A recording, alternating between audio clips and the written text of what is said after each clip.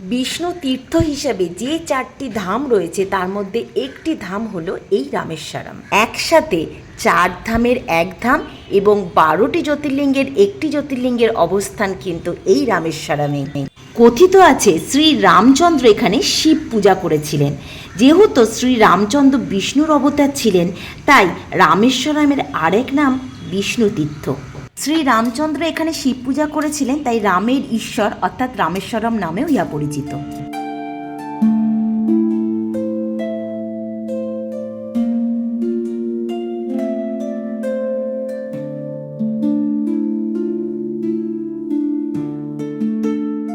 নমস্কার, আপনারা দেখছেন নূপুরস ব্লগ। চলুন আজ আপনাদেরকে রামেশ্বর মন্দির ঘুরে দেখাই। মন্দিরের ভেতরে তো ভিডিও করা যাবে না, সেই জন্য বাইরের গেটগুলোই দেখাচ্ছি। পুরো মন্দিরটাকে আমরা প্রদক্ষিণ করছি আজকে। শেড দেওয়া পুরো রাস্তাটা, গেটটা রয়েছে পুরো। এটা হচ্ছে মন্দিরে পুজো দেওয়ার লাইন। এই জ্যোতির্লিঙ্গ প্রতিষ্ঠা নিয়ে দুটি মতবিরোধ রয়েছে। শ্রী রামচন্দ্র রাবণ বধের জন্য যখন শ্রীলঙ্কায় যাচ্ছিলেন, তখন এই জ্যোতির্লিঙ্গ প্রতিষ্ঠা করে শিবের তপস্যা করেছিলেন রাবণ বধের উদ্দেশ্যে। এত সকালে দেখুন কত ভিড় মানুষের এখানে, পুজোর লাইন। এই যে দুপাশে যে শেড দেওয়া, এটা হচ্ছে লাইন, পুরো ব্যারিকেড করা রয়েছে। এটা হচ্ছে উত্তর দিকের গেট মন্দিরের।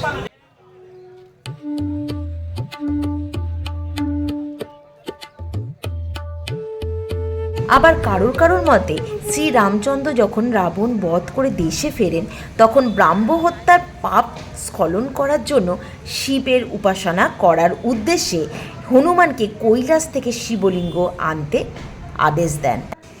এদিকে হনুমানের বিলম্ব দেখে মাতা সীতা বালি দিয়েই একটি শিবলিঙ্গ তৈরি করেন। শ্রী রামচন্দ্র সেই শিবলিঙ্গ প্রতিষ্ঠা করতেই যাবেন, ঠিক সেই সময় হনুমান কৈলাস থেকে শিবলিঙ্গ এনে উপস্থিত হন। হনুমান অভিমান করে জানান, প্রভু আপনি আমার জন্য একটু অপেক্ষা করতে পারলেন না?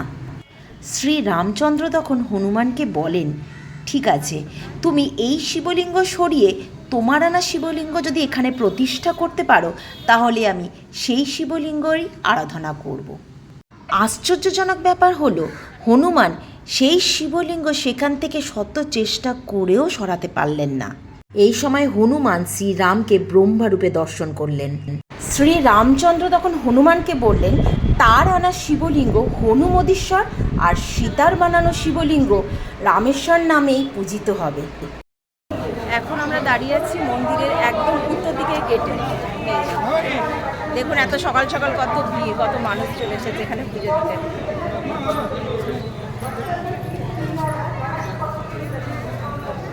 এখানে দাঁড়িয়ে আছি এখন। সমস্ত প্রত্যেকটা গেটই আজকে আপনাদেরকে দেখাবো। ভেতরে তো ভিডিও অ্যালাউ নয়, ভেতরে যেতে পারছি না। তো এটা হচ্ছে উত্তর দিকের গেট, ঠিক আছে। এবার পূর্ব পশ্চিম সবগুলো গেটেই আমরা প্রদক্ষিণ করবো। কত মানুষের ভিড় দেখো এখানে।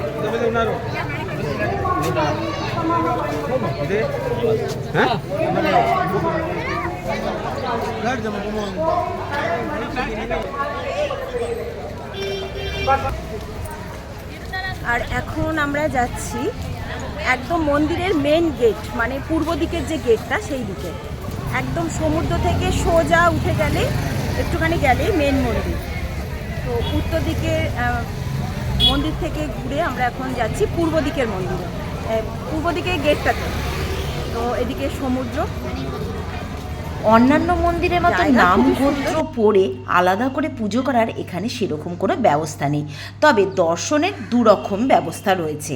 এক হচ্ছে ফ্রি দর্শন, 2 হচ্ছে স্পেশাল দর্শন। ফ্রি দর্শনের জন্য আপনাকে অনেকটা লম্বা লাইনে দাঁড়িয়ে অপেক্ষা করতে হবে, আর স্পেশাল দর্শনে আপনাকে 100 না হলে 200 টাকা দিতে হবে।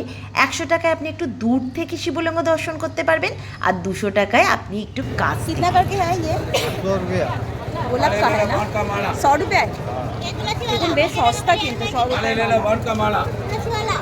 रुपये সামনেই পেয়ে যাবেন এরকম মালা। रामेश्वरम मंदिर में जो ना शंकर का चढ़ने का माले लेके आइए, रामेश्वरम भगवान का चढ़ने का माला।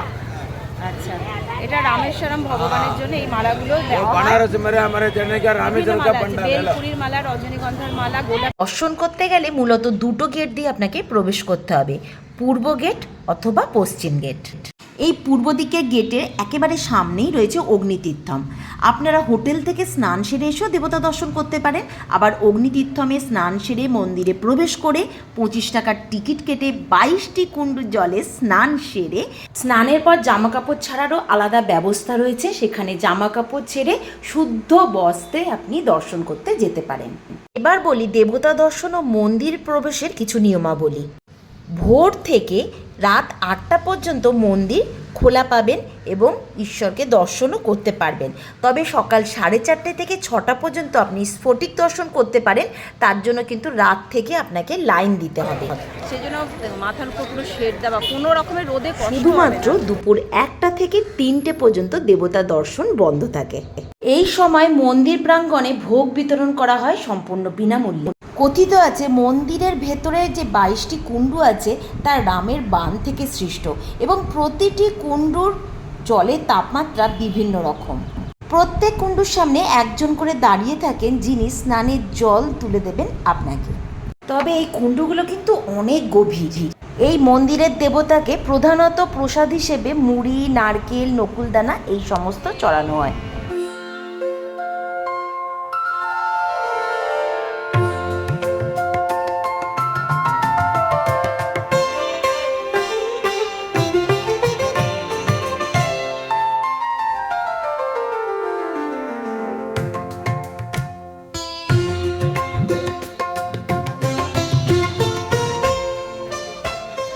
এবার আমরা দেবতা দর্শন করে মন্দির থেকে বেরিয়ে এলাম।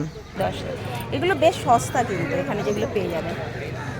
আর 120 का 120 আর ये पंचावन ये 250 का। হ্যাঁ 250 250। এখানে সমস্ত পেয়ে যাবেন, ঠাকুর, মহাদেব, সিঁদুর কৌটো, সবাই এখানে খাওয়া দাওয়া করছে। ওখানে সমুদ্রে বসলে ওখানকার পরিবেশও বেশ ভালো লাগে, ওখানে বসে কিছুক্ষণ সময় কাটাতে পারেন, বিশ্রাম নিয়ে তারপর আপনি মন্দিরের জন্য লাইন দিলেন, স্নান করে বেশ ভালো লাগে। আমরা এসেছি, ঘুরে গেছি।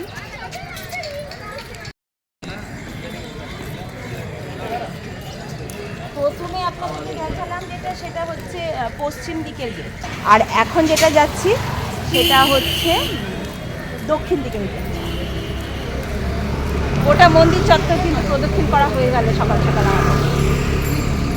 অনেক রিকোয়েস্টের পর মন্দিরের ভেতরে সামান্য কিছু ভিডিও ক্যামেরাবন্দি করতে পেরেছিলাম, সেটাই আপনাদের সাথে শেয়ার করলাম। রেস্টুরেন্ট আর কি, হোটেল সাউথের গেটটা সামনে।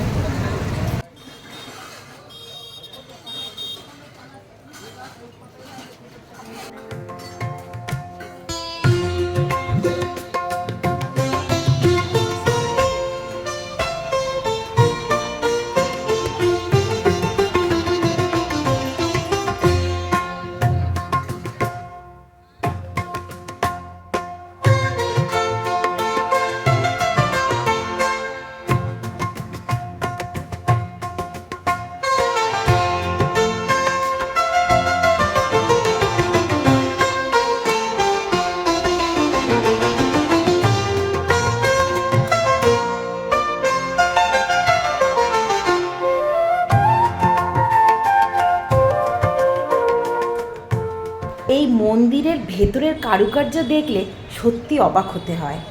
আর এই মন্দিরের করিডোর হচ্ছে পৃথিবীর সর্ববৃহত্তম করিডোর। এখন আমরা দাঁড়িয়ে আছি সাউথ গেটের সামনে একেবারে। দেখুন, ভেতরে তো ভিডিও অ্যালাউ নয় বলে আমরা যাচ্ছি না, বাইরে থেকে যেটুকুন সম্ভব সেটুকুন দেখালাম। তো এখনই কত মানুষের ভিড়, সব পুজো দিয়ে বেরোচ্ছে গেট দিয়ে।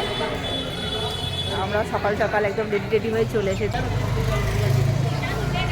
সঙ্গে থাকুন। আজকে যতগুলো রামেশ্বরমের মন্দির আছে সমস্ত ছোট ছোট পার্ট, বেশি বেশি করে তো দেখানো সম্ভব না, তাহলে ভিডিও বড় হয়ে যাবে। আমরা অল্প অল্প পার্ট করে করে দেখাচ্ছি। দেখুন, পরপর এই রাস্তাটায় হোটেল। সাউথের গেট থেকে আপনি যখন পশ্চিমের গেটে আসছেন, এরকম পরপর হোটেল পেয়ে যাবেন রাস্তায়, অনেক হোটেল পেয়ে যাবেন, তবে বেশিরভাগই এসি। আর এই নিচে দেখুন কেনাকাটা করার জন্য বিভিন্ন দোকান রাস্তার দুপাশে। আর সকাল সকাল তো সবে দোকানগুলো খুলছে। লজ দোকান সব পেয়ে যাবেন, ব্যাগ ব্যাগের দুপাশে দোকান।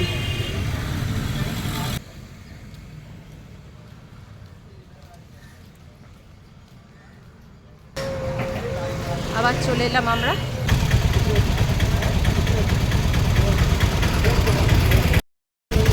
সকাল সকাল পুরো মন্দির চত্বরটা কিন্তু প্রদক্ষিণ করা হয়ে গেল।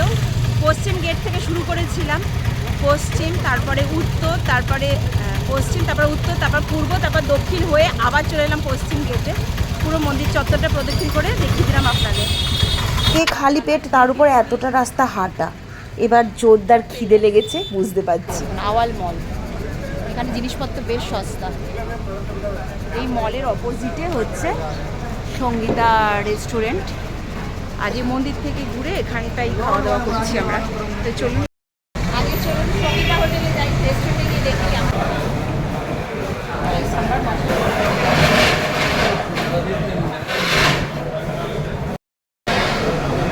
রেস্টুরেন্ট সঙ্গীতা, আজকে এখানকার খাওয়া দাওয়া দেখি কীরকম। এটা মন্দিরের থেকে বেশ কাছে, তবে একদম কাছে যেগুলো সেগুলো খাওয়ার দাম একটু বেশি ডিশগুলো।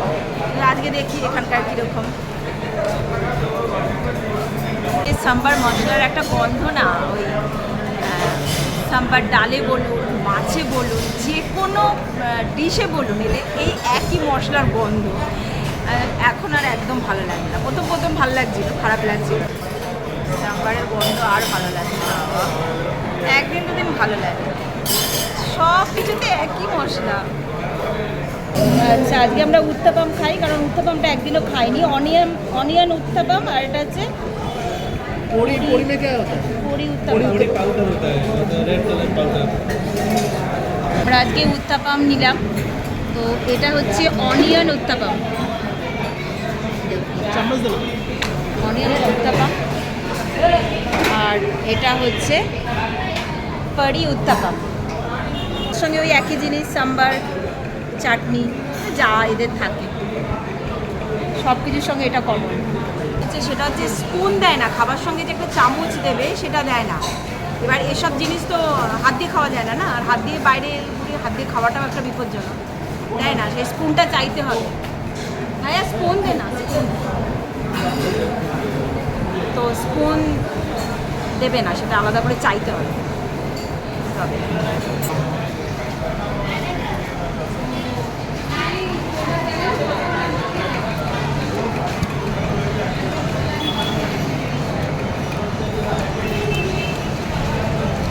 খারাপ না, ভালোই লাগছে আমার তোরটা। ভিডিওটি ভালো লাগলে লাইক, শেয়ার, সাবস্ক্রাইব করে দেবেন।